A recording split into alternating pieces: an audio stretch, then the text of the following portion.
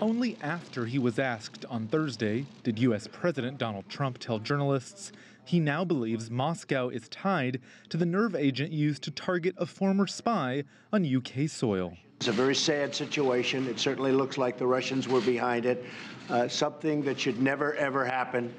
And we're taking it very seriously, as I think are many others.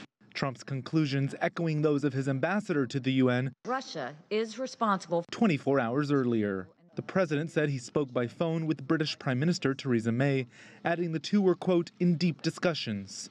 Earlier on Thursday, the US and UK, along with France and Germany, issued a joint statement calling the poisoning a violation of international law, a threat to security, and an assault on British sovereignty. A position backed by top military brass.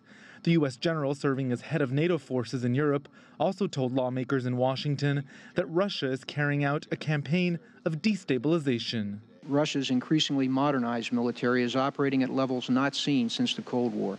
Russia has demonstrated a willingness and capability to use political provocation, spread disinformation, and to undermine democratic institutions. That includes elections. On Thursday, the U.S. Treasury slapped sanctions on 24 Russian individuals and agencies over their alleged meddling in the 2016 vote.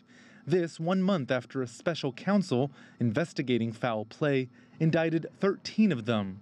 They include the so-called Internet Research Agency, which American officials believe ran an online trolling operation meant to help then-candidate Trump. And Yevgeny Prigozhin, a close confidant of Russian President Vladimir Putin. Prigozhin is accused of bankrolling much of that operation. On Thursday, the special counsel, Robert Mueller, reportedly issued subpoenas to the Trump Organization as part of his Russia probe. Critics say the Trump administration waited too long to act. We're never going to get to the bottom of this. We're never going to be able to prevent the Russians from doing again what they did in 2016 until we acknowledge that they did it.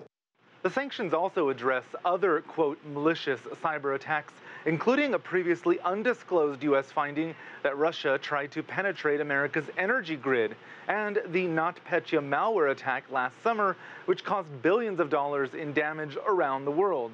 The U.S. called it the most destructive cyber attack in history. Roe Ruttenberg, CGTN in Washington.